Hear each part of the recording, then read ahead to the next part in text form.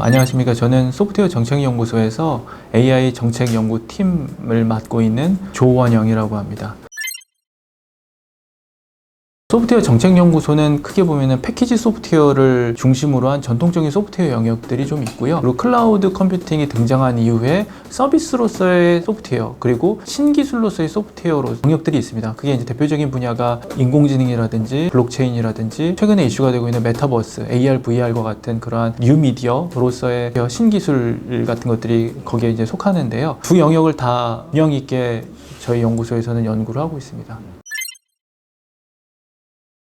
인공지능이 어떻게 보면 정책의 영역 안에 들어온 것은 다들 아시다시피 알파고가 이슈가 됐던 2016년도 이후입니다. 그때 추진단이라고 하는 법무처 조직이 만들어졌고 이후에 과학기술정보통신부에서 AI 국이 만들어졌습니다. 그러한 어떤 변화에 맞춰서 연구소도 2019년도에 인공지능 정책연구팀이라는 것이 만들어졌고요. 정부의 인공지능 관련된 정책들을 기획하고 정책의 효과를 분석하는 데 포커스를 맞춰서 다양한 정책 연구를 수행하고 있는데요. 인공지능 정책의 가장 핵심적인 분야 중에 하나가 인공지능 인재 양성 아니겠습니까? 그래서 인공지능 인재 양성 관련된 다양한 정책을 개발하고 제안하는 그런 업무들도 수행을 해왔고, 인공지능의 신뢰성이 상당히 중요한 화두로 제시가 되고 있어서 인공지능 신뢰성을 제고하기 위한, 신뢰성 있는 인공지능을 만들어내기 위한 그러한 정책들도 만들어서 제안을 하고 고민하고 있습니다.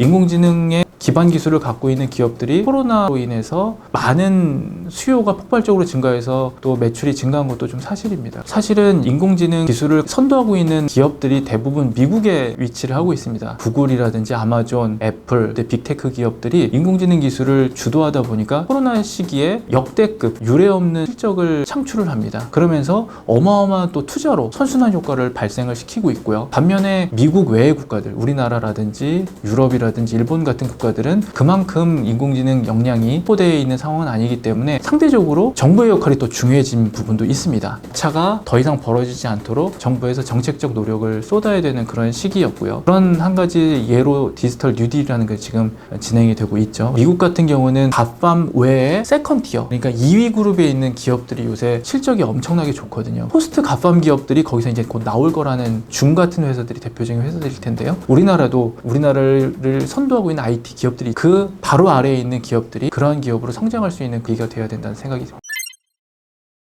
아직은 시기상조입니다. 아시다시피 정책이라는 것의 효과가 판단하기 위해서는 수년의 시간이 필요하고요. 지금은 추적을 하는 시기, 데이터도 모으고 인프라도 제대로 구축하고 법제도 정비도 하고요. 기반을 닦아내는 그러한 과정이고요. 인공지능 기술이라는 것은 한 50년 정도 된 용어이고 그동안 두 차례 겨울이 왔다고 하죠. 관련된 기술 개발이 뚝 끊기고 아무도 인공지능에 관심을 갖지 않았던 그런 시기들도 있었는데, 그러한 또 한 번의 겨울이 오지 않기 위해서 가장 중요한 것이 인공지능 신뢰성이 아닌가 하는 그런 생각이 듭니다. 믿을 만한 인공지능, 그러니까 사용자들이 믿고 쓸 수 있는 인공지능을 구현한다는 것이 핵심인 것 같습니다. 인공지능을 어떻게 해야지 믿고 쓸 수 있을까에 대한 고민이 이제는 필요한 시기이고요. 이 인공지능을 내가 쓰면 내가 혹시 차별받는 게 아닐까? 내가 불이익을 당하는 게 아닐까 하는 그런 어떤 걱정들이 있지 않습니까? 그래서 불이익이 없다라는 것을 알려주기 위한 공정성이라든지, 그리고 도대체 인공지능이 왜 이런 의사결정을 했을까에 대해서 해석하고 설명할 수 있는 설명 가능성, 투명성, 그런 요소들도 인공지능의 신뢰성에 되게 중요한 요인인 것 같고요. 그리고 실제로 인공지능이 의사결정을 잘못해서 피해가 발생했을 때 법적으로 누가 책임을 지고 어떻게 책임을 질 것인지에 대한 법적 책무성, 중요한 요소가 될 거라는 생각이 들고요. 그런 여러 가지 요인들이 충족이 돼야지 신뢰성이 있는 인공지능이 구현이 되고, 그래야지 사회적으로 인공지능을 수용할 수 있을 거라는 생각이 듭니다. 그래서 인공지능의 신뢰성이 매우 중요하다는 생각이 듭니다.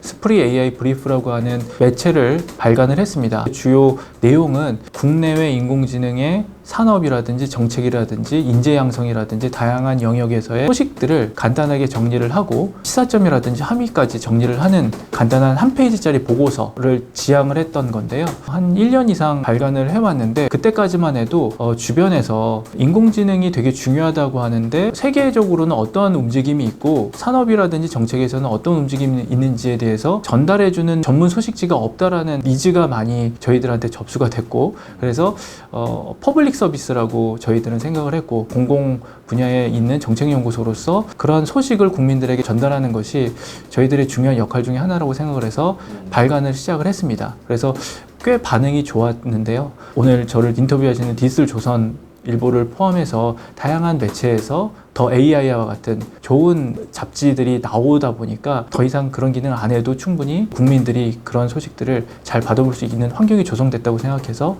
올해 1월 달에 이제는 좀 심도 있는 연구 쪽으로 좀 전환을 해야 되겠다라는 생각을 해서 더 이상 발간하지 않게 됐습니다. 딥러닝이라고 하는 인간의 두뇌를 모사해서 대량의 데이터로 학습하는 기계학습 방식, 딥러닝 방식의 인공지능이 주목을 받기 시작한 것이 이제 10년 정도 가까이 됩니다. 어느 정도는 성과를 보여준 부분이 있고요. 또 어떻게 보면은 한계가 또 명확한 부분도 있습니다. 엄청난 대량의 데이터가 없는 영역에서는 활용하기가 어렵고요. 대량의 데이터를 학습시키는 과정에서 엄청난 컴퓨팅 파워가 들어가는데 비용이 많이 들어갑니다. 성능을 개선하기 위해서 비용이 많이 들어가고, 그러면 자금력이 없는 쪽에서 인공지능을 활용하는 건 좀 어렵습니다. 이제는 인공지능 정책은 너무 단기에 성과를 내는데 주력하기보다는 인공지능의 지속가능한 발전에 관심을 기울여야 될 때라는 생각이 듭니다. 모든 사람들에게 도움을 줄 수 있는 책임 있는 인공지능을 구현하기 위해서 중장기 계획을 세워야 되는 그런 시점이라는 생각이 들고요. 사용하는 사람이 싫으면은 사용 안 하는 겁니다.